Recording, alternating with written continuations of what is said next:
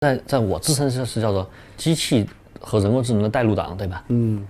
对吧？有人抵触它，我不是的，我跟他一伙儿的。怎么用语言比较清晰的理解这种，比如 AlphaGo 代表这种智能呢？就是最终它目标会达到一个什么程度呢？就是这个它的智能会完全跟我们相匹配，或者说因为 AlphaGo 已经超过我们了，但是你相信这些东西吗？AlphaGo 到那会儿就已经说，你只要给他答案，他就能学习了。人在里面是往回退了。比如说我们做医疗的问题，说我要做个医疗的 AI。我这个程序员是要懂医疗的，对吧？我要医疗背景，把医疗知识通过我的这种表达，我的这种逻辑告诉机器。到 AlphaGo 是不需要了，你程序员不需要懂医疗，你只要给他医疗数据库，他自己就能学会。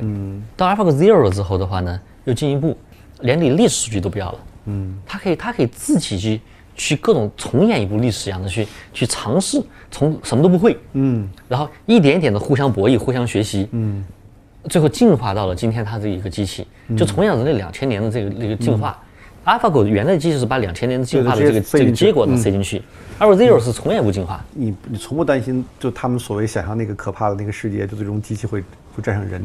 我觉得我们时代来了。我记得 AlphaGo 赢了之后，我的一个工程师发短信给我，因为我之前就老在提什么人工智能、提智慧，对吧？然后他觉得做一个程序员更找到自己生命的意义了。然后我当时在大概3月8号吧，对吧？第一次赢的时候，我们就开始叫这个法定搜狗的一个假，叫做狗胜日。对，看到了。狗的胜利，然后被网民有的这个调侃，有的骂，对吧？说 AlphaGo 你跟你啥关系？人家赢了，对吧？这 AlphaGo 一个狗字啊，对吧？这叫狗的胜利，也是这个程序狗的胜利。然后的话呢，咱们往前走，对，这太好了，从这走2步，我们可以看下这个楼。这4个是女生楼。这是女生楼啊，清华唯一的4栋女生楼在他们这旁边。你有没有就是谈个女朋友在这下面表个白啥的？哎呀，说吧，没事，小川，说吧。表个白，你女生楼去过，就已经觉得这个，已经跟去硅谷差不多了，感觉是吧？不，比去硅谷你更这个激动。然后咱们搁这边走一下聊，你行吗？聊女生宿舍。你们这帮人这样，是我们导演素质都差，不是赖我，都你这个影响的。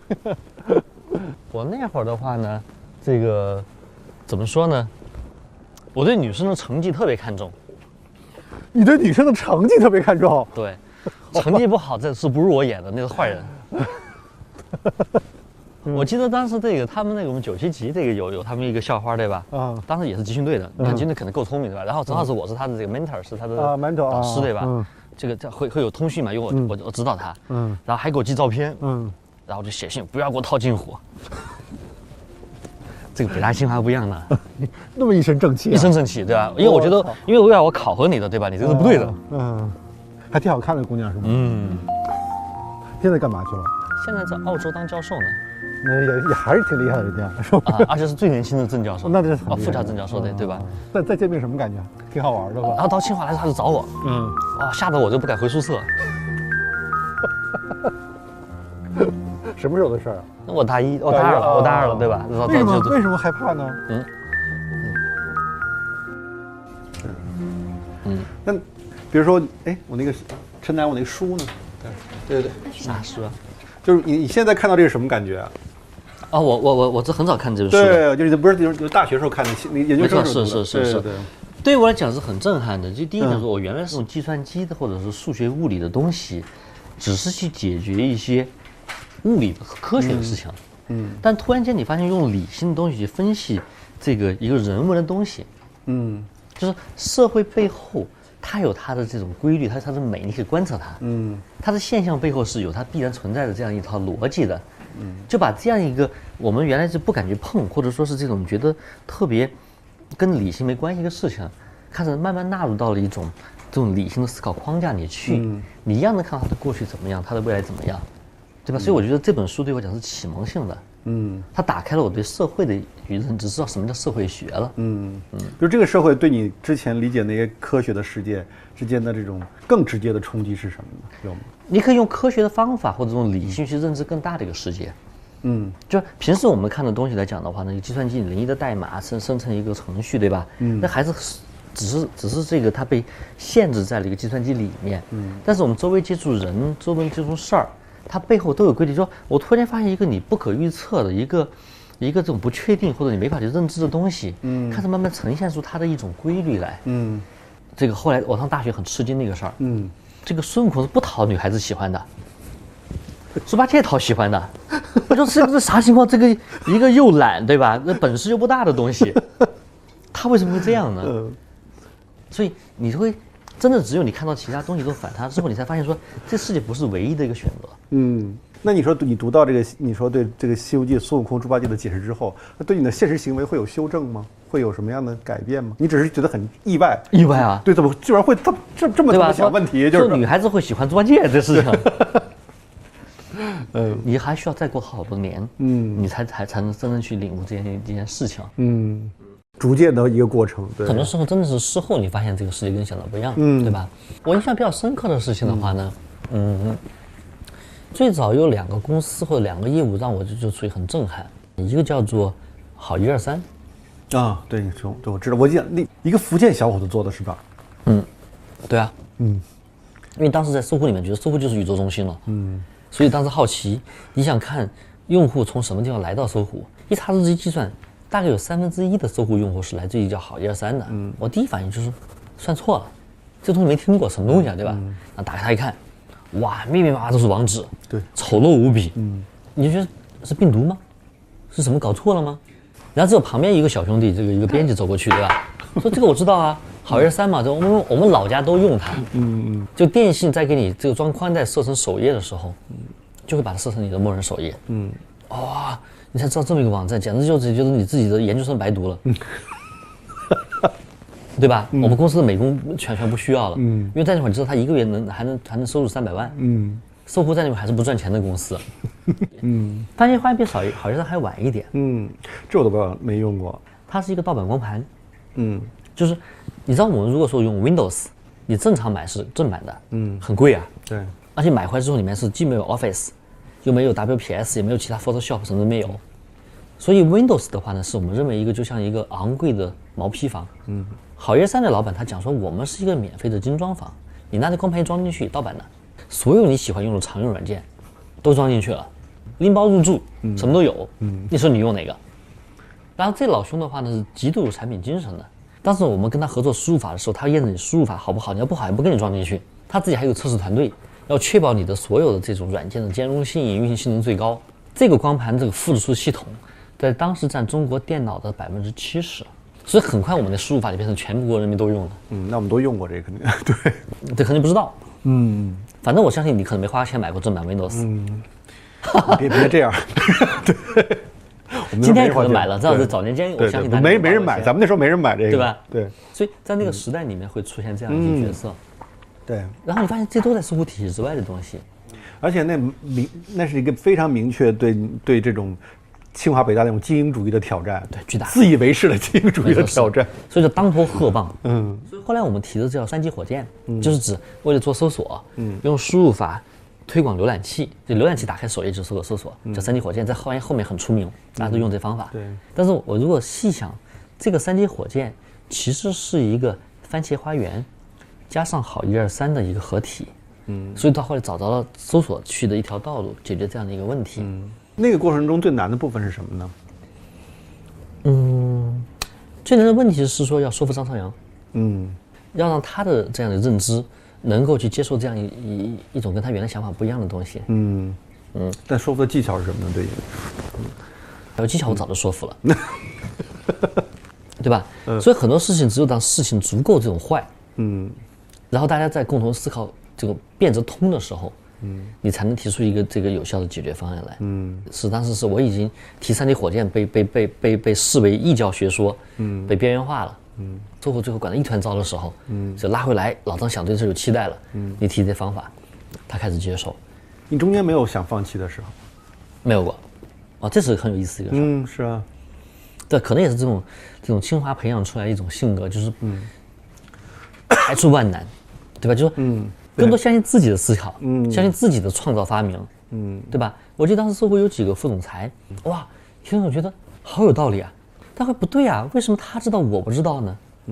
最后发现说他有95%的东西都不是自己原创的，是来自于跟别人交流里面得到的这种东西，最后可能加上了5%，就成了。但是可能原来我追求的东西是95%到100%，你就想自己发明一个世界出来，对，就未来的世界长啥样，你去构想，而且世界就是我的，我在中间要去影响或者是创造这样一个世界，承担这个历史使命，去做这件事情，那没有这种犹豫的，那下面如果翻译问题解决，就不仅是在中国内了，我们讲人类命运共同体，那你现在其实是使得中文能够变成一个世界性的语言。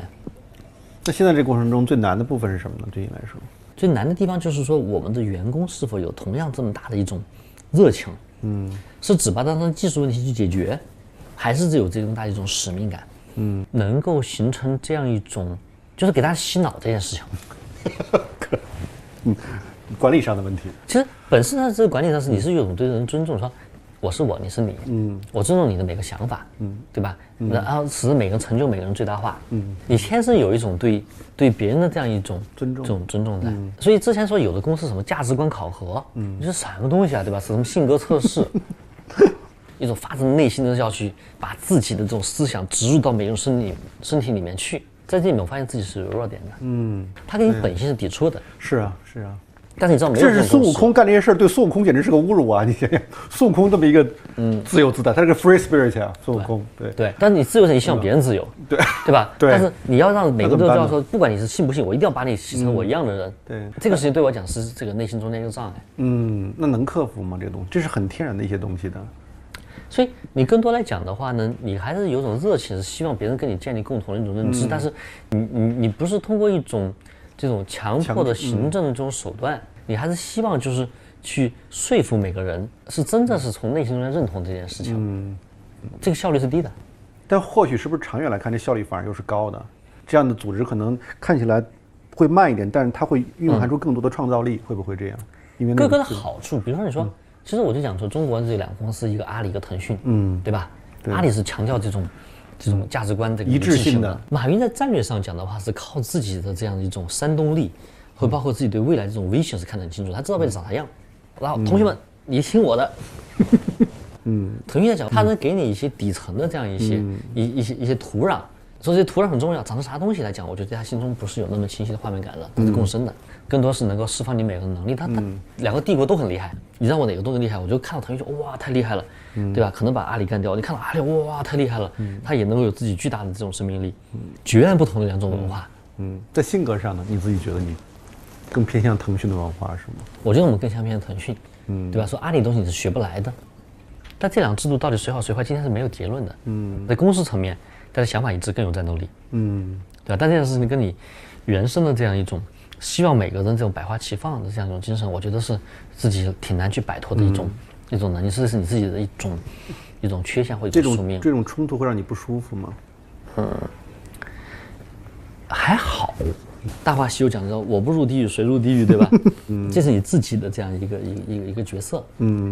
好像你自己已经这么一个力量无穷大，但其实，在如来佛的这个手掌心里面，你还是有命运的这样一个，就不是你自己能随便去变动的，对吧？然后以及你还有被注定一种使命，一种归属，对吧？甚至无能，像那种书里面讲的说是我要这铁棒有何用？对吧？我要这变化又能干嘛？是这个，有时候你在伤感的时候，你回到这样的情绪里去了。那现在这种伤感的时候多了还是？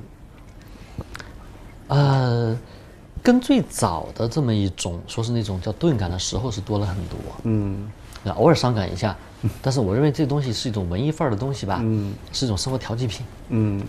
你会去感动，但这种不解决问题。你会用理性来压制这种东西，就偶尔释放一下。就当你释放时，也是一种很美的事情。就像我们经常去这种文青这种，对吧？去突然觉得世界长这样，然后我们去玩游戏，我们去看电影，其实都是这样一种东西，它是不真实的。所以后来在我的这个手机里面，我有很多分类的。我把我的各个应用装在里面。其中比如有一类叫做太虚幻境。什么东西是你给我说说什么是太虚幻境？比如说视频的东西，音乐的东西。然后像一些小说的东西，它不是人物历史传啊，就是那种非事实的东西，非事实在里面。这个基础。但是这种非事实它会让人产生一种故事性，让一种真的你就像毒品一样进去之后，你会有一种体验，一种美好东西的。但情感难道不是最真实的东西吗？这话没法证实，就是当你讲这句话的时候，就是不可证明、不可证伪的一件事儿。I guess that China may be the only place in the world where they treat scientists as rock stars. And what I would like to talk to you today, maybe the most important scientific revolution. Computers will become far more intelligent and will gain control of the world. 掌声响起来，感谢我们嘉宾的精彩分享，谢谢 ，Thank you very much, Thank you。哎，你那天发在群里的那段话，什么呀？就是你发在我们群里的。说什么？他许诺对复杂历史的粗重理解，人的价值贬得1000不值。庸俗的技术决定论的另一个版本，像1个世纪之前，应对昔日之无知，犹为未来而亢奋。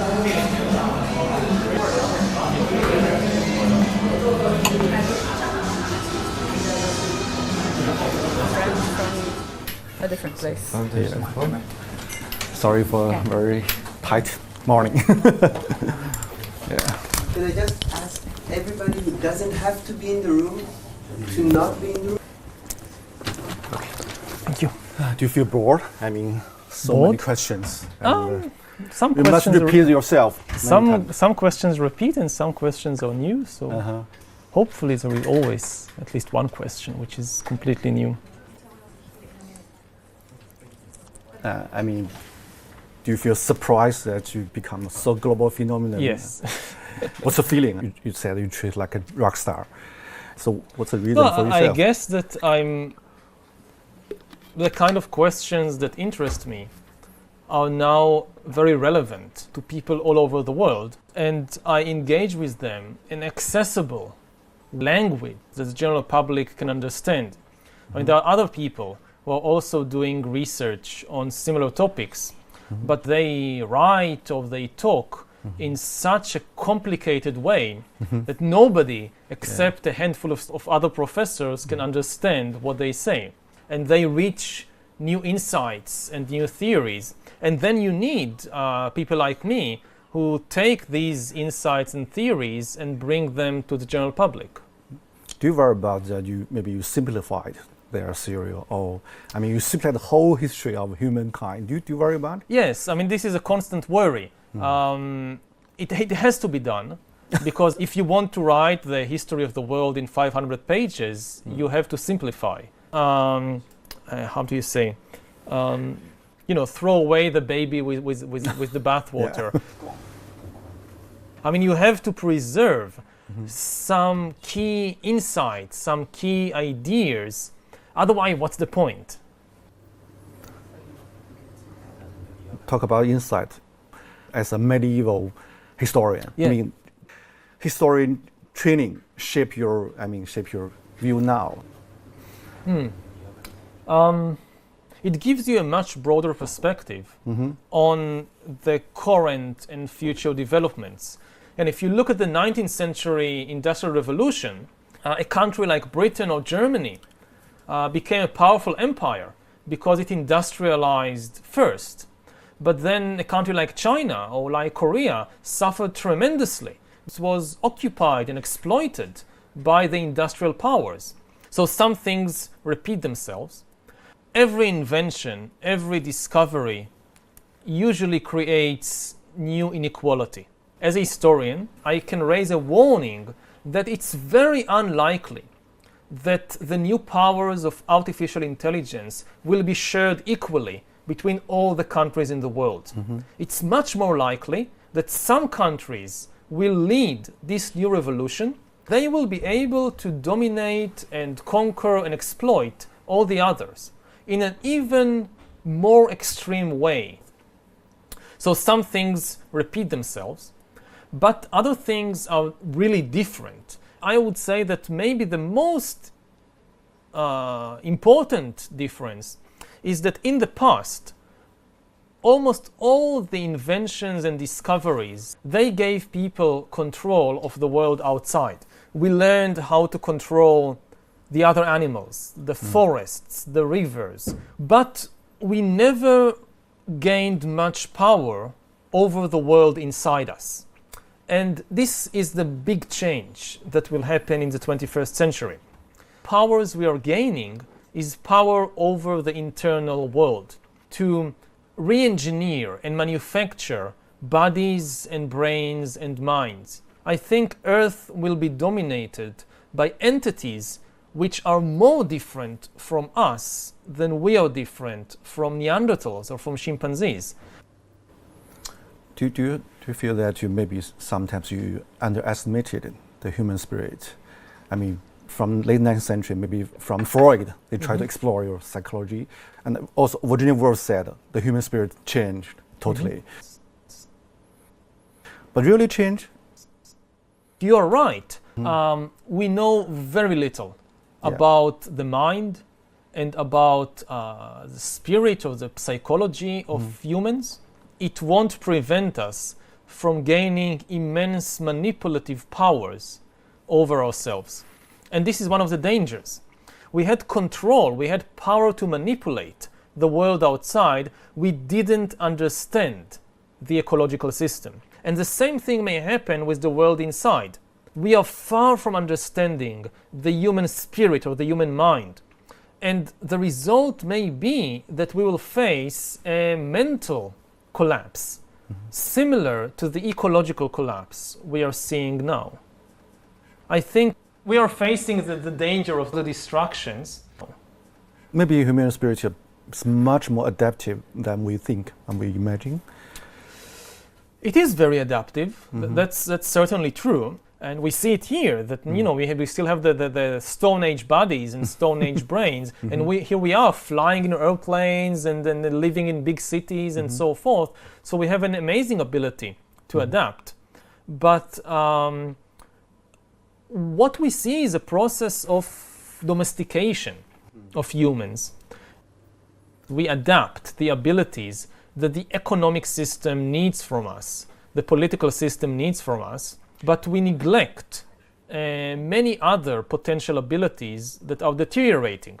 This is what happened to the other domesticated animals. We created cows that produce enormous amounts of milk, but otherwise they are far less capable than wild cattle. Now, what the economic system needs from us is to constantly connect to the communication system. And all the new technologies, what they are doing is drawing us out of our body, disconnecting us from our senses, from our body, and connecting us instead to cyberspace.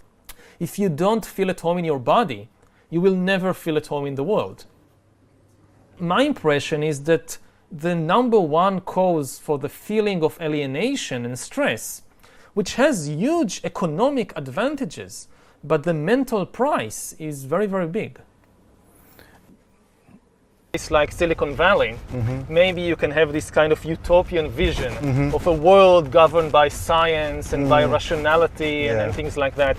But if you live in the Middle East, it's obvious to you that you cannot escape this tension, because all around you people are killing each other because of their belief in fictional stories.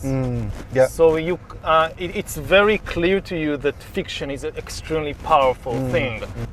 My house, the village where I live, is exactly middle of the way between Tel Aviv and Jerusalem.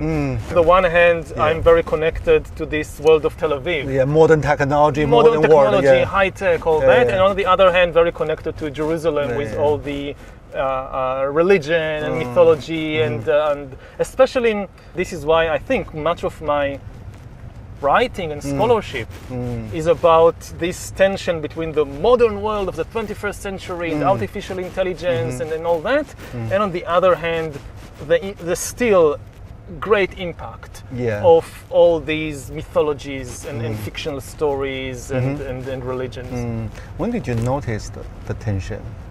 When did you notice the hatred of religions and I think only when I left Israel and I went to do my PhD in Oxford, then I realized how much tension there is in the place. Or when you're born into it, you think, well, this is how the world is. And only when you go out, you realize, no, this is not how the world is.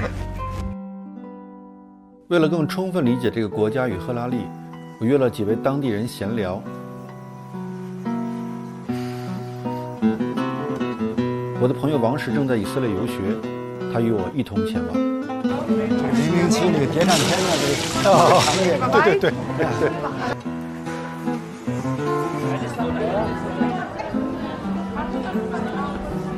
第一位是阿拉伯律师。Nice to meet you. How do you think about the Jewish people? I mean, the Jewish come back, take the city, they become a new authority. Is understanding or for you not?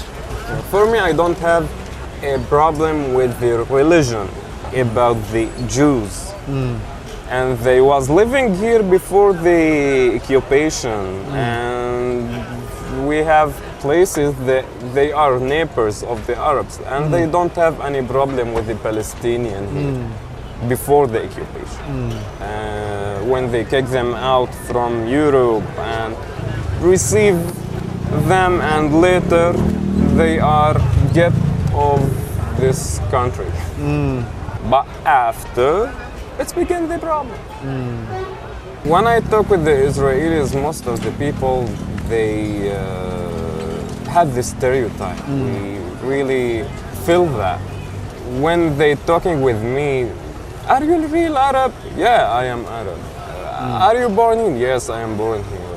You know, here, the thing that it's helped me to live here in Jerusalem, it's how I look. According to the stereotype of the Israelis, I'm not look like the local people. The local people have to be dark-skinned, not handsome person, and also my accent is good in Hebrew. You speak Hebrew?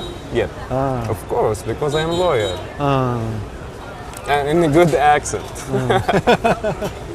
So what's your nationality? In nationality, I don't have any nationality of any country. It's just residency. If I pass something, if I travel more than 3 or 7 years out of Israel, so they can get the ID, my ID. It's mean they can kick me out anytime.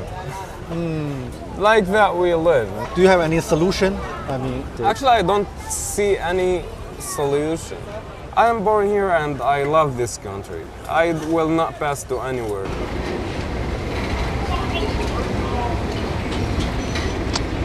Forgot a car. Oh, it's okay. it's okay. It's okay. When did you arrive? It's a, When did you come to Israel? 2 days ago. Oh, 2 days ago. So you've been around. Yeah, spent 1 day in Jerusalem and here. Yeah, come here. Yeah. And you're much more relaxed than in China. Me? Yeah. Yeah, because you know, in China you run around from here to there. And here Too it's many like, things. Yeah. Oh, what nice view. You want some water? Yes, Some water would or- be nice.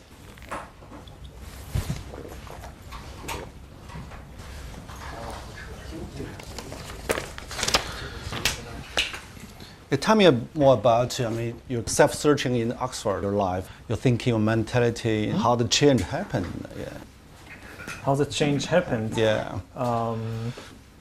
Well, I went to Oxford to do my PhD on military history. I was always very interested in the big questions of life. Yeah. What are we doing here, and what is the meaning of life, and what is the source of suffering in the world, and things like that. But I got the impression that you couldn't really engage with these questions in the academic world. The academic world is kind of pushing you to focus on more and more narrow and specialized questions.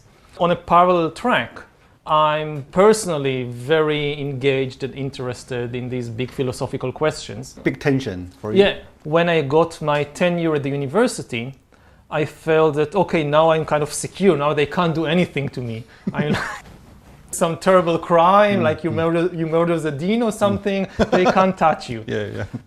So I try and reconnect the two tracks with these big questions about humanity and about life. I guess it was luck had something to do with it, but it was very successful. In the 20th century, there are some historians also ask big questions like Arnold Toynbee, H.G. Wells. How this kind of tradition shaped you? I mean, influenced me. Yeah. The biggest influence on me, I think, was from Jared Diamond. Jared Diamond. He was a specialist in birds. Yeah. Yeah. He was the one who came and kind of showed the historians, look, you can do these things to, like, looking at humans from a bird's eye view. From bird to bird view. Yeah. So you're comparing Jared Diamond. What's your advantage and disadvantage of your books? Their strength compared with me is that I don't really have any background in biology. But if you just know biology, if you just understand evolution and you know everything there is to know about humans, you can now explain human history. I don't think that this can work because human history also has a very important ingredient of culture, of ideas, of stories, of fictions, and this is kind of my specialty, the exploration and understanding of fictions and mythologies and stories and their immense impact on human history.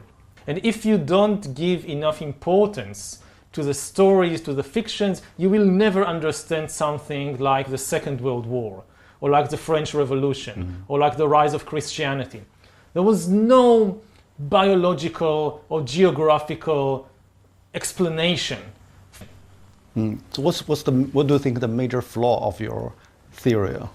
Have you ever think about it? Of my theory? Yeah, your perspective. You try to explain the whole world, the history, but what's the major flaw in the process? Well, if I knew the major flaw, I would have corrected it. But there are definitely flaws. I mean, do you have any kind of worry? Maybe I speak so much about the change, the process, but actually I don't understand very well. Do you have any kind of concern? There are many areas. Because your tongue in the books is so confident. So, yes. Yeah. There are many areas that I talk about and I have no first-hand experience. I just rely on what the experts in the field say and I believe them. And I have no ability to kind of verify for myself that what I'm saying is true. I just believe them. So it's only second-hand knowledge. I read articles and books about artificial intelligence and what are the principles behind the program, behind the machine learning. So I trust that they are right. I hope that they are not kind of, making this colossal mistake and leading the entire world after them.